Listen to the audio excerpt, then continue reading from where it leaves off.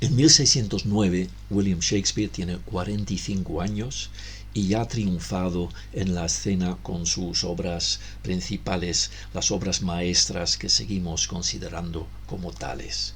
Y en ese año se publica en Londres un esbelto volumen de 154 sonetos suyos, seguidos por un poema narrativo que se llama Lover's Complaint, la queja de una mujer enamorada.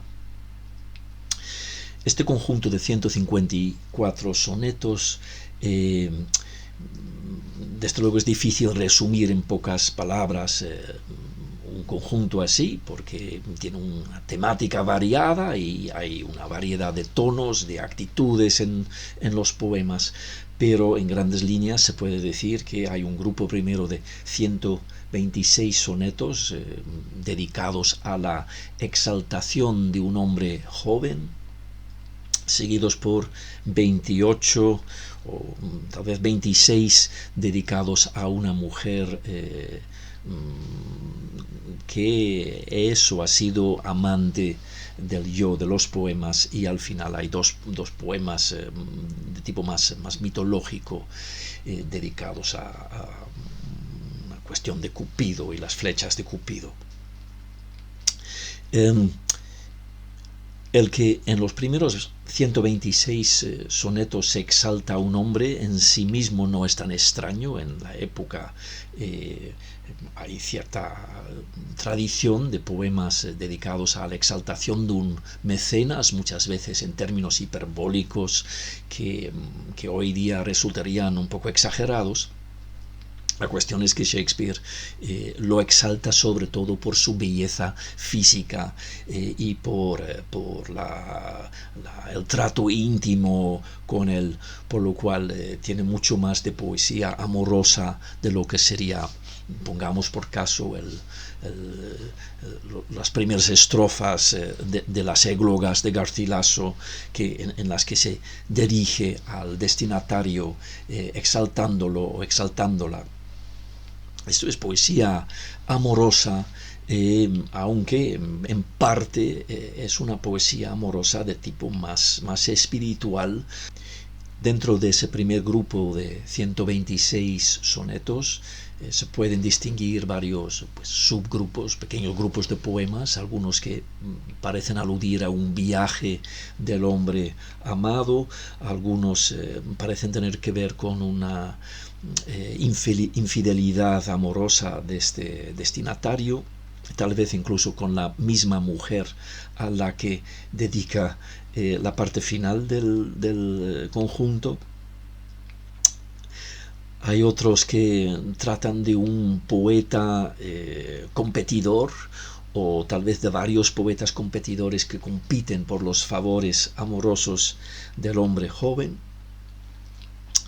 Y el conjunto más claramente definido es el de los primeros 17 sonetos, en los que hay un tema bastante sorprendente, y es que exhorta a este hombre joven a que se case y que tenga descendencia,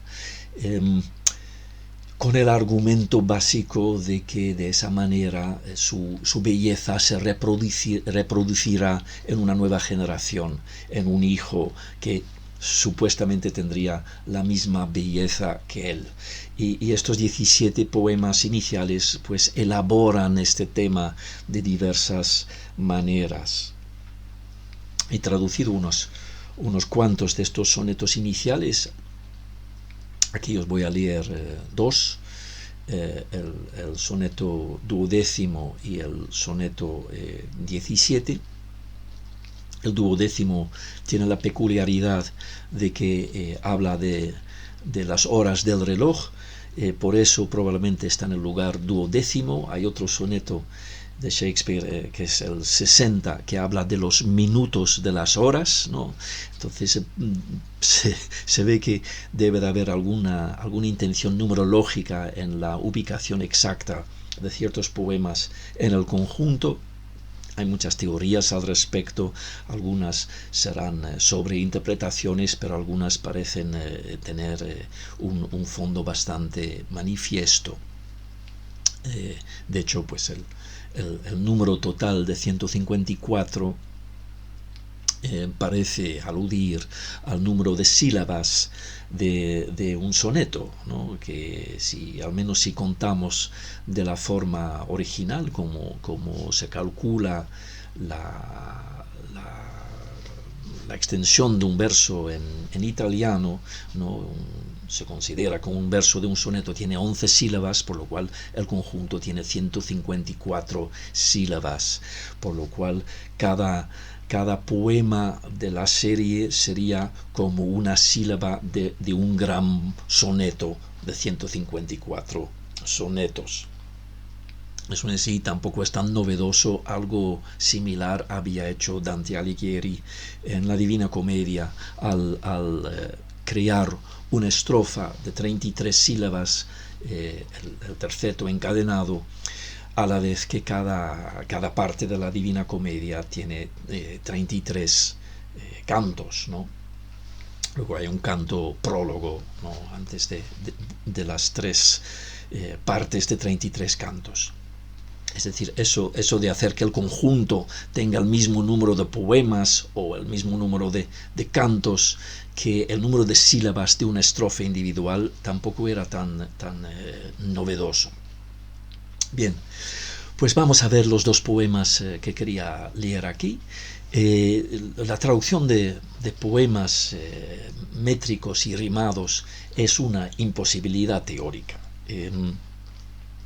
El hecho es que el original se compone en una interacción entre la forma y el contenido que no se puede producir en la traducción. Es decir, que si las palabras del inglés no tuviesen en cada particular la estructura fonética que tienen, pues el poeta no hubiera combinado las palabras de la manera en que lo hizo, por lo cual el resultado tiene que ver no solo con la semántica del inglés, sino también con los otros aspectos, los aspectos formales de las palabras, los aspectos fónicos de las palabras. Y quien vierte esto en español, palabra por palabra, como lo haría un traductor al enfrentarse a un texto en prosa, pues pierde esa interacción entre forma y contenido, entre sonido y significado de las palabras. Yo he intentado siempre, de alguna forma, intentar reproducir ese proceso original de la composición del poema.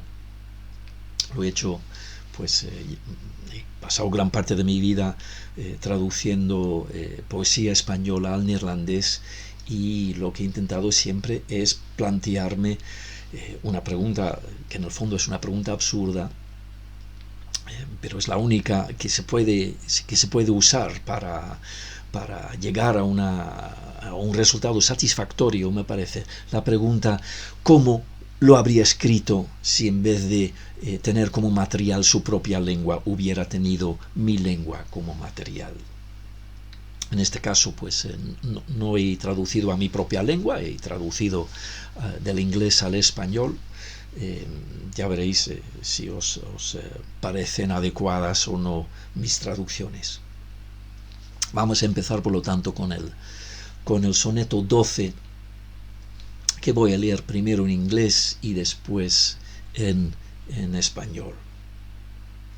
Dice así en inglés: When I do count the clock that tells the time, and see the brave day sunk in hideous night, when I behold the violet past prime, and sable curls all silvered o'er with white, when lofty trees I see, barren of leaves, which erst from heat did canopy the herd, and summer's green, all girded up in sheaves, borne on the bier with white and bristly beard, then of thy beauty do I question make, that thou among the wastes of time must go, since sweets and beauties do themselves forsake, and die as fast as they see others grow. And nothing gainst time's scythe can make defence, save breed to brave him when he takes thee hence. Bien, pues este poema, eh, la única cosa que bueno, algunas cosas voy a comentar. Eh, en el tercer verso hay una alusión al violet, que es una flor que en español se llama viola y que aparece en poemas españoles de la época. Su descendiente contemporáneo más conocido es el pensamiento, pero realmente los pensamientos no existían en el mundo de Shakespeare, es una creación genética posterior. En la traducción he usado la palabra pensamiento. Si os parece inadmisible, pues ¿qué le vamos a hacer? Y luego al final pues habla del scythe del tiempo, time's scythe, ¿no? La guadaña del tiempo. Esta es la guadaña, por supuesto, que en el mundo germánico lleva la muerte encima para segar las vidas de los que tienen que morir. Es curioso que Shakespeare lo transfiere de la muerte al tiempo, que en inglés son los dos masculinos, mientras en español la muerte es una mujer y el tiempo es un hombre. En la traducción he reorganizado un poco las ideas de esos versos finales, porque sentía que así era como mejor quedaba en la traducción, sin dañar la idea original del poema. Pues así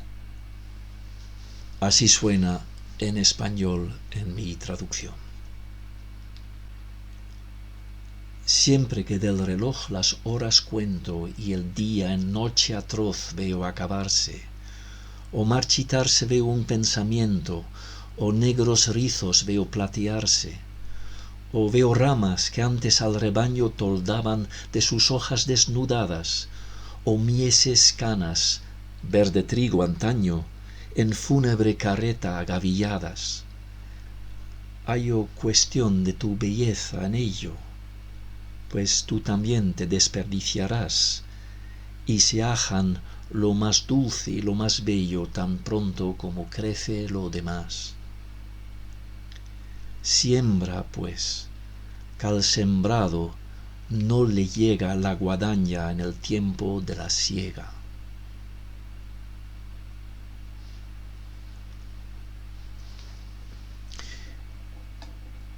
Paso al soneto 17, que es el último de ese grupo inicial que exhortan al joven a tener hijos, ¿no? a que siembre, como dice el poema 12. En este caso pues va a hablar del futuro, que no va a creer que este hombre puede haber sido tan bello si no hay un heredero para demostrarlo en su propia física. Dice lo siguiente: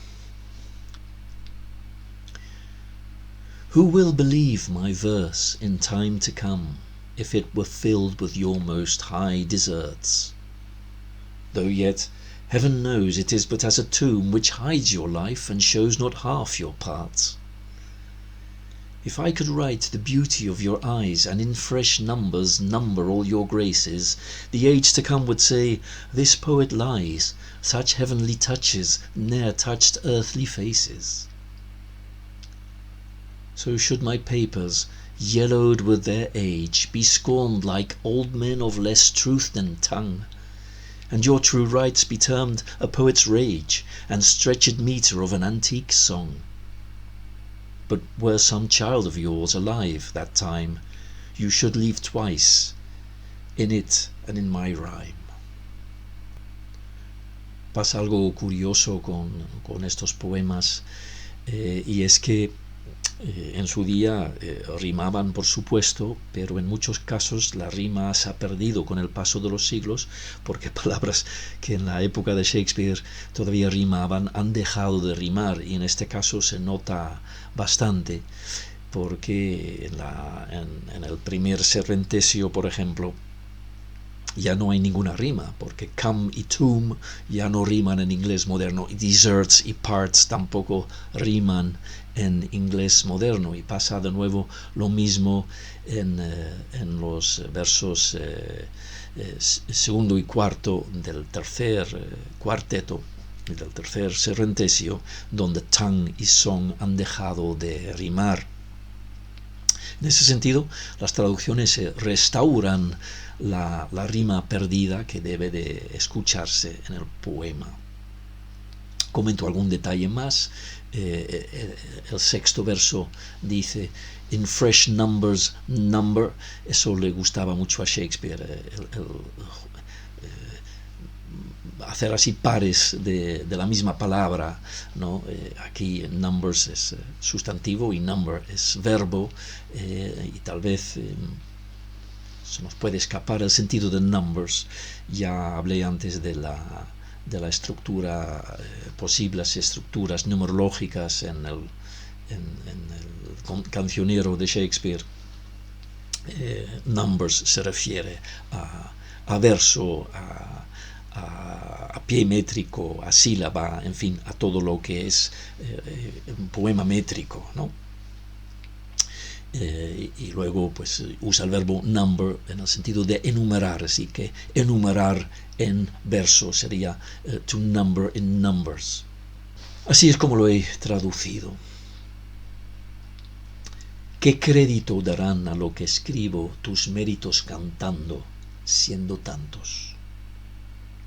Si solo es una tumba en la que vivo no estás, ni están a medias tus encantos. Si hallara voces para ojos tales y enumerara en números tus gracias, no habiendo en tierra caras celestiales, diría el porvenir que son falacias. Y mis papeles ya amarillados serían de viejos maestros del engaño o de furor poético tildados, tus méritos de hipérboles de antaño. Mas si hijo tuyo hubiere en esos días, aquí y en él 2 veces vivirías. Bueno, espero que os hayan gustado estos 2 poemas en el original y o en traducción.